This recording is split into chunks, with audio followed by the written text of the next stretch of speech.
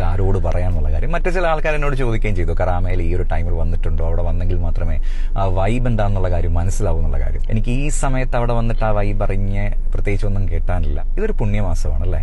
നമ്മൾ ഈ മാസത്തിന്റെ എല്ലാ പുണ്യവും റെസ്പെക്ട് ചെയ്തുകൊണ്ട് തന്നെ ഇവിടെ ജീവിക്കണം എന്ന് വിശ്വസിക്കുന്ന ഒരു വ്യക്തിയാണ് ഞാനൊരു ചെറിയൊരു എക്സാമ്പിൾ പറയാം. ഞാൻ റേഡിയോ സ്റ്റേഷനിലാണ് വർക്ക് ചെയ്യുന്നത്. ഞങ്ങൾ ഈ റംലാൻ വരുന്നതിന് ഒരു 2-3 ആഴ്ച മുൻപ് ചെയ്യുന്ന ഒരു വലിയൊരു പണിയുണ്ട്. ഞങ്ങളുടെ പ്ലേലിസ്റ്റിൽ നിന്ന് ഫാസ്റ്റ് നമ്പേഴ്സ് എല്ലാം ഞങ്ങൾ ഹോൾഡ് ചെയ്യും. ഫാസ്റ്റ് നമ്പേഴ്സ് ഹോൾഡ് ചെയ്യുന്നതിനോടൊപ്പം തന്നെ എന്തെങ്കിലും വൾഗാരിറ്റി ഉള്ള പാട്ടുകൾ ഉണ്ടെങ്കിൽ, അല്ലെങ്കിൽ മോശപ്പെട്ട എന്തെങ്കിലും വാക്കുകൾ, അല്ലെങ്കിൽ മറ്റ് ചില വാക്കുകളൊക്കെ യൂസ് ചെയ്തിരിക്കുന്ന പാട്ടുകളുണ്ടെങ്കിൽ ഞങ്ങളത് ഹോൾഡ് ചെയ്യും.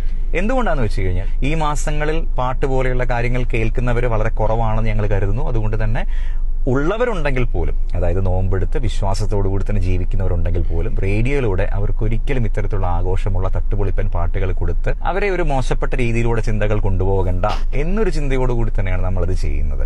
അത് ചെയ്യുന്നത് ഈ പുണ്യമാസത്തിനോടുള്ള ഞങ്ങളുടെ പൂർണ്ണമായ റെസ്പെക്ട് കൊണ്ട് തന്നെയാണ്. ഇപ്പം ആക്ച്വലി കറാമയിൽ വരുന്ന ഓരോരുത്തരും ഇതെന്ത് മാസമാണെന്ന് പോലും അറിയാതെയാണ് പലതും പെരുമാറുന്നതെന്ന് എനിക്ക് പല വീഡിയോസും കാണുമ്പോൾ തോന്നുകയാണ്. അവിടെ നടക്കുന്ന പരിപാടിയുടെ പേര് റംലാൻ സ്ട്രീറ്റ് ഫുഡ് ഫെസ്റ്റിവൽ എന്നാണ്. നമുക്ക് അവിടെ ഭക്ഷണം കഴിക്കാൻ വേണ്ടി ഒരുപാട് റെസ്റ്റോറൻറ്റ്സ് ഉണ്ട്. ഇഫ്താറിന് ഒരുമിച്ച് പോകും, സുഹൂറിന് നിങ്ങൾ ഒരുമിച്ച് പോകും, നല്ല ഭക്ഷണമൊക്കെ കഴിച്ച് തിരിച്ച് വീട്ടിലേക്ക് പോകും. പക്ഷേ ഇപ്പറഞ്ഞ ഡാൻസും പാട്ടും കൂത്തും ഒക്കെ തന്നെ നമുക്ക് വേറെ പല മാസങ്ങളും ചെയ്യാനുള്ള ഒരു ഓപ്ഷനും ഫെസിലിറ്റീസും ഇവിടെ ദുബായിലുണ്ടല്ലേ. അപ്പൊ അന്നേരം ചെയ്താൽ പോരെ, എന്തിനാണ് ഈ പുണ്യമാസത്തില് ആ മാസത്തിന്റെ എല്ലാ പവിത്രതയും നഷ്ടപ്പെടുത്തുന്നത്? എനിവേ, കറാമയിൽ വരുന്ന ആൾക്കാര് ജസ്റ്റ് ഒന്ന് ചിന്തിക്കുക, നിങ്ങൾ ചെയ്യുന്നത് നല്ലതാണോ എന്നുള്ള കാര്യം. ഇതൊരു പുണ്യമാസമാണ്. ഈ പുണ്യമാസത്തിന്റെ എല്ലാ പുണ്യവും എല്ലാവർക്കും കിട്ടട്ടെ. എല്ലാ പ്രിയപ്പെട്ടവർക്കും റംലാൻ കരീം. അപ്പോൾ ഇദ്ദേഹത്തിൻ്റെ പേര് വൈശാഖ് എന്നാണ്. എനിക്ക് വളരെ ഇഷ്ടപ്പെട്ട ഒരു റേഡിയോ ജോക്കിയാണ്. 101.3 FM gold FM 101.3 gold FM ദുബായിലെ ഒരു ചാനലിലെ ഒരു അവതാരകനാണ്. അദ്ദേഹം രാവിലെ എപ്പോഴും അസ്സലാമു അലൈക്കും, നമസ്കാരം, ഗുഡ് മോർണിംഗ്, അതുപോലെ തന്നെ ഇടയ്ക്കിടയ്ക്ക് ഇൻഷാ അല്ലാഹ്, പരിപാടിയൊക്കെ കഴിയുമ്പോൾ അസ്സലാമു അലൈക്കും എന്നൊക്കെ പറയാൻ അദ്ദേഹം മറക്കാറില്ല. ഞാൻ പറഞ്ഞു വരുന്നത്, ഇവിടെ ജോലി ചെയ്യുമ്പോൾ ഇവിടുത്തെ കൾച്ചറും ഇവിടുത്തെ എല്ലാ സ്റ്റാൻഡേർഡൊക്കെ ബഹുമാനിച്ചുകൊണ്ടാണ് അദ്ദേഹം സംസാരിക്കുന്നത്. അദ്ദേഹം ഒരു ഇസ്ലാം മതവിശ്വാസം കൂടിയല്ല. അദ്ദേഹം പറയുന്നത് നിങ്ങളൊക്കെ കേട്ടില്ലേ. അപ്പോൾ ഇനിയും കറാമ വൈബ് സ്ട്രീറ്റ് എന്നൊക്കെ പറഞ്ഞ് അവിടെ പോകുന്ന മുസ്ലിം താത്തമാർ, അതുപോലത്തെ ഭർത്താക്കന്മാർ, നിങ്ങളിനി സ്വയം ലജ്ജിക്ക് നിങ്ങൾക്ക് പറഞ്ഞു തരാൻ ഇസ്ലാമിക പണ്ഡിതന്മാരുടെ ആവശ്യം വന്നില്ല. ഒരു അമുസ്ലിമായ ഒരാൾ, ഇസ്ലാം മതവിശ്വാസിയല്ലാത്ത ഒരാൾ പോലും ഈ റമളാനെ ബഹുമാനിച്ചുകൊണ്ട് അങ്ങനെ പറയുമ്പോൾ, അപ്പോൾ അവിടെ നോമ്പും നോറ്റു രാത്രി തുള്ളാനും അവിടെ എൻജോയ് ചെയ്യാൻ പോകുന്ന ആൾക്കാർ, നിങ്ങൾ സ്വയം ലജ്ജിക്കണ്ടേ? അന്യമായി തറാവി നിസ്കാരം കഴിഞ്ഞിട്ട് ഫുഡ് അടിച്ച് നേരെ വരുന്നെങ്കിൽ ഓക്കെ, ആ ഒരു നിയത്തോട് പോകുന്ന ഓക്കെ. പക്ഷെ അങ്ങനെയല്ല ഇവിടെ ആൾക്കാർ പോകുന്നത്. അവിടെ പോയിട്ട് നിങ്ങൾ ഡാൻസ് ചെയ്യാനോ അവിടെ എൻജോയ് ചെയ്യാനോ അന്യപുരുഷന്മാർ മിങ്കിളാവാനോ ഒരുപാട് ഹറാമായ കാഴ്ചകൾ കാണാൻ വേണ്ടിയാണ് അധിക പേരും പോകുന്നത്.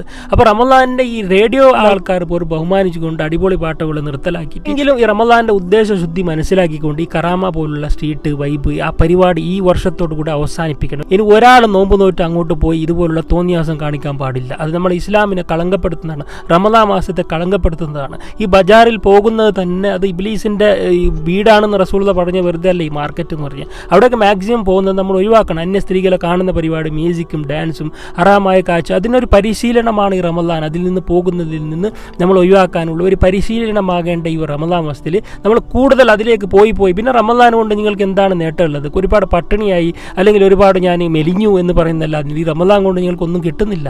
അതിനാണ് റമളാൻ തരുന്നത്. ഇതുള്ള പരിപാടിക്ക് പോകാൻ പാടില്ല, വിട്ടു നിൽക്കണം.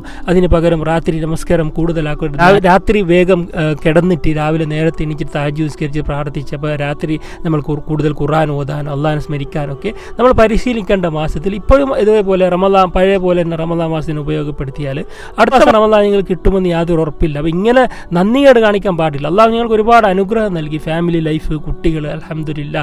അങ്ങനെയൊക്കെ ആകുമ്പോൾ പൈസാൻ്റെ ഹുങ്ക് കൊണ്ട് ഇതുപോലുള്ള പരിപാടിക്ക് പോയിട്ട് നമ്മൾ എന്താക്കുന്ന അള്ളാഹുവിന് നന്ദികേട് കാണിക്കാൻ പാടില്ല. അള്ളാഹു മിനിറ്റ് മതി നിങ്ങളെ സമ്പന്നയിൽ ദരിദ്രരാക്കാൻ. അപ്പോൾ കൂടുതലൊന്നും നന്ദികേട് കാണിക്കേണ്ട, നന്ദി കാണിക്കുക അള്ളാഹുവിന്. അപ്പോൾ ഈ മാസം തന്നതിന് അതിന് റെസ്പെക്ട് വെച്ചിട്ട് കൂടുതൽ ഇബാദത്തിന് മുൻഗണന കൊടുക്കുക ഇൻഷാ അല്ലാഹ്.